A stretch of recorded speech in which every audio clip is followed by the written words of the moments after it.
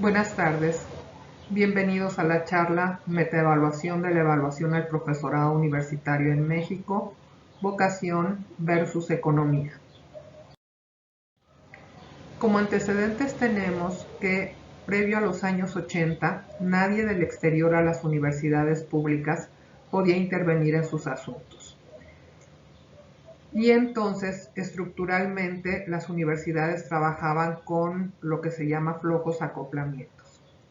Para ajustar tales flojos acoplamientos, en la oleada mundial neoliberal de los años 80, el gobierno federal se abroga el derecho de organizar la evaluación del profesorado universitario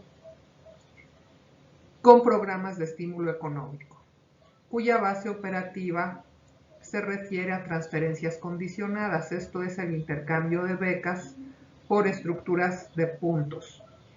Y se institucionaliza el principio de desconfianza en donde toda actividad del profesor debe de ser documentada con alguna constancia. A 3 décadas de informes triunfalistas de los promotores de estos programas de estímulo, notamos que falta metaevaluación, es decir, evaluación de la evaluación. Habiendo dudas razonables sobre lo adecuado de evaluar igual a los desiguales, de no relacionar logros con apoyos, sobre la idoneidad de los controles burocráticos para evaluar trayectorias académicas y si evaluaciones a corto plazo forman trayectorias de largo plazo. Lo importante para nosotros es que hay que estar listos para asesorar ante un cambio de oleada distinta a la neoliberal. Preguntas de investigación. Entonces, lo que intentamos es estructurar un método para captar la institucionalidad que está instalada en el profesor por intervención de los programas de estímulo.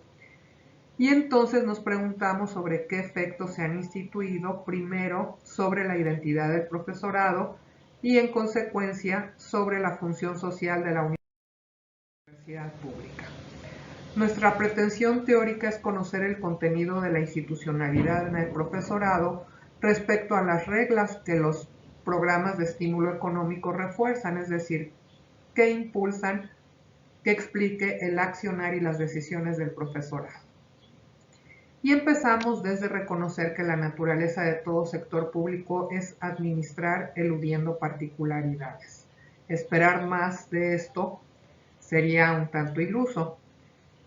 Al efecto, entonces, creamos un marco interpretativo que tiene como base dos nociones. Primero, la de institución, tomada de los teóricos del nuevo institucionalismo sociológico, que la definen como una estructura de significados en forma de reglas, creencias, mitos y similares, ampliamente compartidos, casi siempre de forma inconsciente, y que entonces las instituciones conforman una fuerza contextual para las organizaciones. Y nos llama la atención la recarga de mitos racionalizados que encontramos. Un mito racionalizado se define como una idea sostenida por un colectivo aún sin prueba de apego a los hechos e incluso en contra de los hechos, siendo legitimados por las autoridades.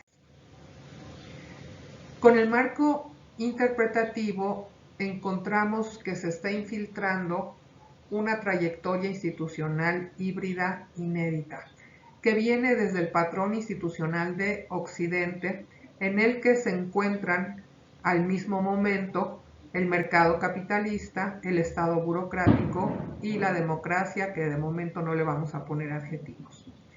Y que estas al unísono generan un potencial regulativo contradictorio que se introyecta hacia el sistema público de educación superior a través de los programas de estímulo a las universidades públicas, entrando por el ámbito económico universitario y llegando al ámbito social, político y cultural, generando una tensión en la estructura del profesorado, y que nos interesa saber cómo es que manejan las contradicciones.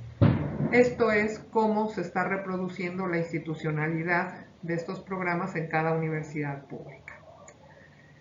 De tal híbrido nos damos cuenta que pudo ser frenado en algún nodo. sea en el gobierno federal o en el estatal, o los coordinadores de la educación superior o las rectorías de las universidades públicas, pero no fue así.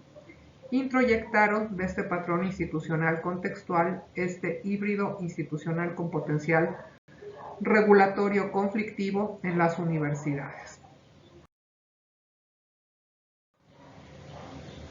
Y es que el gobierno consultó a ciertos académicos para lograr lo que en su concepción es un académico de calidad.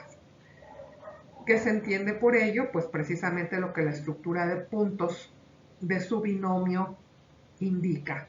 Es decir, se da forma a este plan a través del binomio de puntajes de actividades valoradas por pares externos y estimulados económicamente de manera voluntaria, es decir, que quien no desee participar en estos programas puede no hacerlo. El problema es que si no lo hace, deja de ser viable en su trayectoria académica porque entonces en su misma universidad no va a haber apoyos si no se tiene esos reconocimientos. Entonces empieza a notarse un supuesto heroico base, y este es que estos programas de estímulo suponen que igual instrumental administrativo es válido, uno, para repartir dinero objetivistamente, y dos, para formar trayectorias académicas. Esto complejiza la identidad del profesor. A mayor detalle, vemos que se infieren 4 supuestos base de los programas de estímulo. Respecto a la estructura del desempeño, suponen que la multifunción es ideal para alcanzar la calidad que ellos prefiguran.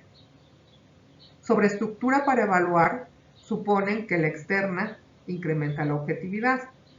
Y respecto a los procesos de medición, suponen que la estructura de baremos mejora la equidad.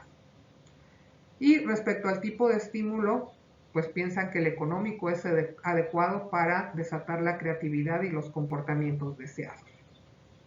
El problema es que no hay evidencia científica que avale lo adecuado para el medio de la universidad pública y menos la mexicana. Y de ahí que surjan los mitos alrededor de todos estos supuestos. ¿Cómo los lee cada académico? Entonces empezamos a recolectar evidencia empírica. Se hizo una encuesta a 1.549 estimulados del Sistema Nacional de Investigadores y se hicieron 53 preguntas en línea, divididas en 3 bloques: el de datos personales, experiencia en los programas de estímulo, y se exploraron 18 nociones mito exploradas derivadas de esos 4 supuestos. Y la síntesis general de resultados que obtuvimos es que en casi todos los mitos hay respuestas antípodas. Desde los que aman, por ejemplo, la noción de empresarialización hasta los que lo odian, los que piensan que la autonomía está desapareciendo, hasta los que piensan que la autonomía universitaria está intocada, en fin. Pero el problema esencial que se encuentra es que el ariete de la multifunción no está totalmente institucionalizado, es débil su institucionalización.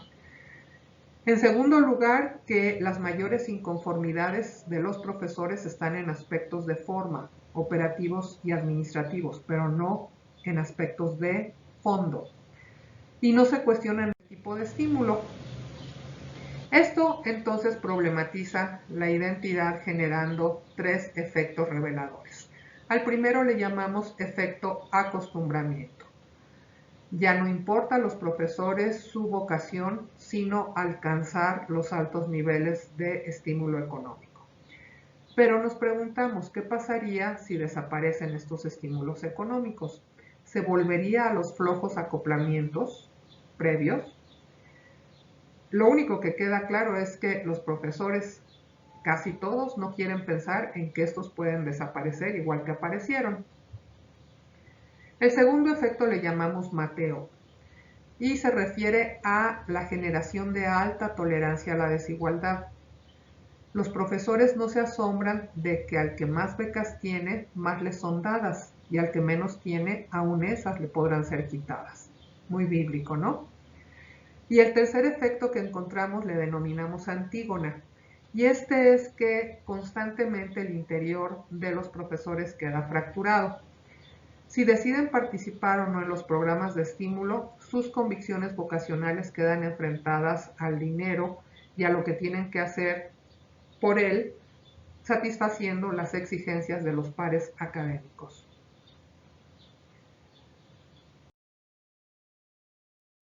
Entonces, las reflexiones sobre gobernanza a la que nos lleva esta situación. Primero, que los programas de estímulo económico han logrado remover la cultura académica previa, es decir, sin programas de estímulo económico. Pero no siempre en el sentido esperado. Primero, no han aprendido los profesores a evaluar, sino solo a contar constancias. Segundo, la identidad vocacional del gremio ha sido balcanizada. Esto por los intereses económicos, en una suerte de castas en las que hay desde los más privilegiados hasta los desposeídos. Y que los profesores han sido desmovilizados. Esto es que el criticismo, antes muy activo, del profesorado universitario va a la baja. Entonces, ¿los programas de estímulo todavía se puede sostener que son una política pública? Una política pública es en la medida que la población formula una demanda al gobierno y éste la atiende. Entonces, lo que acabamos de decir es lo que la sociedad demanda. Esos son los resultados que la sociedad esperaba. Por el otro lado, ¿qué opinan los paladines del resguardo de la racionalidad lógica ante esta situación? Le hacen los profesores. Pues nada, no identifican la problemática institucional. Si acaso identifican la problemática salarial y operativa, no más. Y todo esto entonces ahora nos permite preguntar, ¿la universidad pública para quién hoy en día? ¿A qué fines está acabando por servir? ¿Sigue siendo una institución de la sociedad o ya más bien es una organización del mercado? ¿O la universidad pública ya tiene sus propios intereses y no obedece ni a la sociedad ni al mercado? Los escenarios para el gobierno que desee remover los programas de estímulo económico son tres. Primero, el reformismo, que sería tratar de darle una movidita o reestructurar los sistemas de puntaje, o permitir el retorno de las universidades públicas a la autoorganización o un cambio ideológico estructural radical. Pues no sabemos, pero lo que sí sabemos es que este marco interpretativo está listo para evaluar la institucionalidad de cada universidad pública.